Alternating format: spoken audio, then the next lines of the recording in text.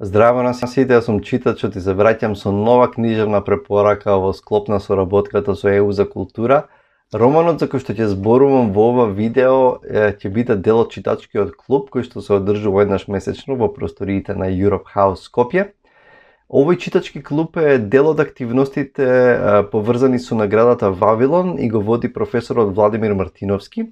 А на наредната средба, која што ја очекувам со нетрпение, ќе се зборува за овој роман, а тоа е романот Бусола од францускиот писател Матиас Енар. Матиас Енар е француски писател кој зад себе има неколку успешни романи, меѓутоа најголемиот успех го постигнува токму со овој роман Бусола, или на англиски е преведен како Компас, оригинално издаден во 2015 година, и истата година за овој роман ја добива најпрестижната француска книжевна награда, тоа е наградата Гонкур, а на македонскиот превод е издаден во 2018 година во издание на Антолог и превод од француски на Владо Евтимов. Гледајќи ја корицата на овој роман може да ве наведе да помислите дека станува збор за некаква љубовна приказна некаде на Блискиот Исток, меѓутоа тоа не би било сосема точно, затоа што овој роман е многу повеќе од љубовна приказна, иако во романот се присутни и Ориентот, и Истокот, и љубовта е присутна, меѓутоа овој роман е нешто многу повеќе од тоа. Главниот лик и нараторот на овој роман е еден австријски музиколог по име Франц Ритер, и го наоѓаме во неговиот стан во Виена, во таа Порта Ориенталис или Порта кон Истокот, во една бесона ноќ, измачувана од несоница, од инсомнија, која што е делумно предизвикана од вестите кои што ги добива во однос на неговото здравје, дека најверојатно боледува од некаква фатална болест и е во исчекување на конкретни специфичните резултати за тоа што станува збор. И тој тргнува на едно патешествие на сеќавања, на припомнување, на реминисценции за неговиот живот, за неговите патувања, професионални патувања на Блискиот Исток и во повеќе земји, во градови како Алепо, Дамаск во Сирија, Техеран во Иран, во Истанбул и на други места на Истокот, делумно и затоа што поради неговата професија тој е експерт всушност за ориенталната музика. Романот е поделен на поглавја кои што немаат наслов, туку на почетокот на секој поглавје е само назначен часот во ноќта. Кажав дека Франц Ритер е музиколог, меѓутоа експерт по-конкретно, по-специфично во полето на ориенталната музика, и овој цитати ни долови за тоа какви сознанија се стекнува овој човек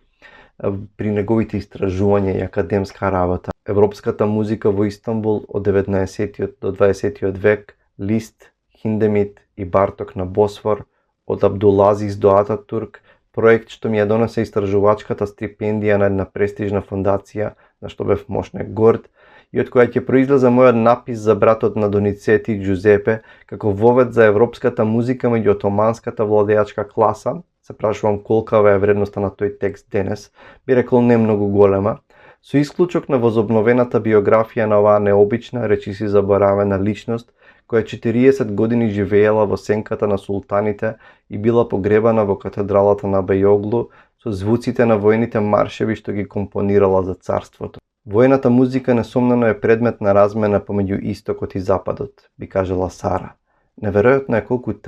толку моцартовска музика го наоѓа на некој начин своето извориште отоманската престолнина 50 години после турскиот марш. Впрочем, логично е што турците биле заведени со таа преобразба на нивните собствени ритмови и нивната звучност. Бидејќи тука да се послужам со зборовите на Сара, се наоѓаа себе си во другиот.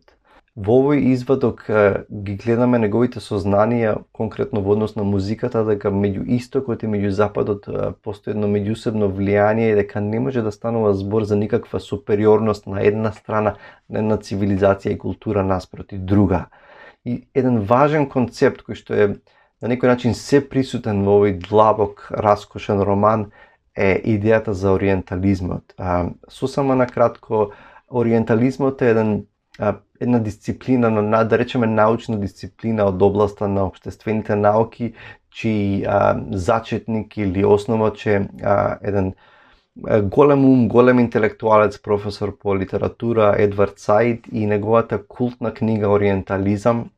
која што ја издава во 70-тите години, и на некој начин Едвард Саид и се смета дека е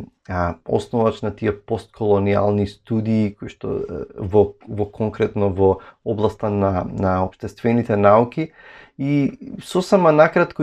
неговата главна идеја е дека Западот или западната цивилизација или западните земји си имаат создадено една представа, една искривена слика за тоа што е Ориентот или Истокот, иако самиот Исток е нешто огромно, нешто апстрактно, и во таа смисла тој од позиција на супериорност имаат изградена слика која што е нереална и притоа им помага да си го подхрануваат чувството на супериорност. Така што во позадината на целиот роман стои таа идеја за ориентализмот, за идејата на Едвард Саид, меѓутоа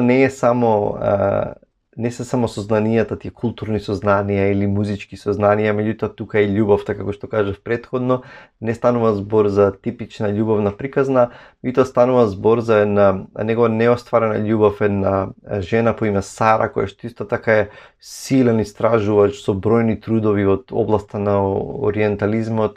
ориенталните студии, со кои што се запознава уште во неговите рани денови на академската кариера, и таа е постојано присутна на целиот роман и се сеќава на разни ситуации, секакви разговори во кои што доаѓаат до заеднички сознанија или нејзини сознанија во однос на Истокот и Западот. Овој раскошен и обемен роман е еден каталог на културни нешта кои што Европа ги должи или ги добила во контакт со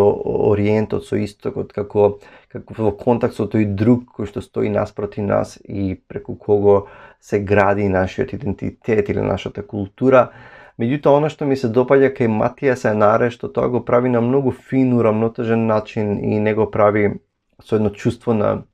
вина за колониализмот, туку едноставно се врти кон другата страна и ги става во фокус нештата кои што позитивните и силните нешта на Ориентот кои што помогнале во формирање на европската или западната култура. И на некој начин ова е негов, знаејќи и поминувајќи време, долго време на Блискиот Исток како научник, како истражувач,